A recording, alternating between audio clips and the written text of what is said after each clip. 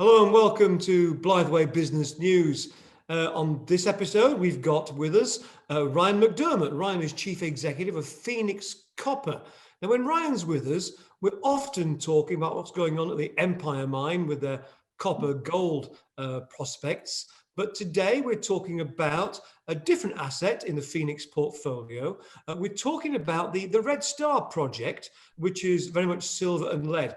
Ryan, welcome back to the show. You've just had an independent report published on the Red Star project. Can you give us a quick summary of the report, the objectives, and the outcomes? Yeah, thank you, Tim. We hired Dr. David Rogers. He's a structural geology professor from Idaho State University to do some very detailed mapping as well as look at the core that we recovered from the Red Star drilling program this past summer. The idea to help us target future drill holes.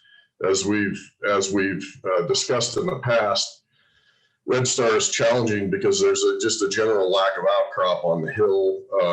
We have anywhere between 5 and 10 meters of overburden over most of the area. So targeting drill holes away from the discovery outcrop can be quite a challenge. So Dave spent several weeks, as I said, mapping, looking through core. I would say the most notable finding of his was the fact that silver and lead in the Red Star area tend to occur as a later stage mineralizing event after copper. Most notably, the mineralization is occurring on the contact between the Mackay granite unit and the limestone. That's significant because we haven't seen that occurrence anywhere in the Empire before. That's the first time it's been recognized. So we have yet another style of mineralization that we can target in the future, and we have two fairly recognizable rock types that can help us follow up on that mineralization. As well, Dave recognized, as we had, a direct association between magnetite skarn and these higher grade silver and lead occurrences.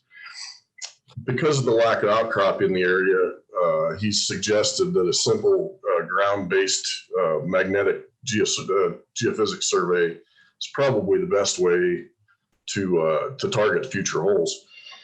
As you're aware, targeting future holes using a drill rig is rather expensive. So the geophysical survey is inexpensive, and that's the way we'll go.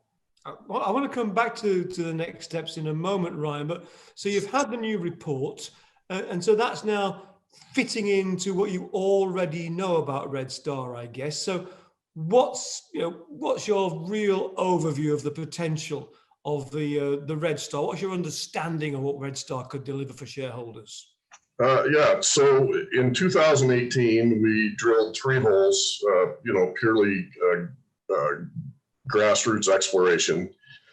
And we saw silver values as high as 1,100 grams a ton, 30 ounces a ton, and lead values greater than 20%. We followed up with 10 core holes in 2020, earlier this year. And we saw in more than half of those holes, silver values higher than 100 grams and lead values in the 7, 8, 9% range. So clearly, it's a grassroots exploration project. We have a total of 13 holes. We do have enough holes in it that Hard Rock Consulting had put together an inferred resource back as far as 2018. So the project is certainly worth following up on. We're just trying to determine the best way to target holes in the most efficient, least costly manner. Ryan, I think you said the next step will be some geophysics and exploration. Can you give us a sense of when you hope to start that and how long it might be going on for, please? Yeah, we're planning a ground-based magnetic survey as early as December. Weather dependent, of course. It is wintertime here and we are in the mountains. As soon as we get the results of the magnetic survey, then we'll do some targeting based on that, and with any luck, have a drill rig back in the area when the snow melts. Okay, so we've got geophysics going on, weather permitting. That's going to be driving the Red Star asset forwards in terms of your knowledge and understanding of Red Star. As we look across the entirety of the Phoenix operation in Idaho, with Red Star, silver and lead, Empire, copper and gold, what should investors be looking out for in the coming months across the entirety of the operation? Sure. I'm rather excited about issuing some news on the metallurgical test work that's been ongoing at Empire.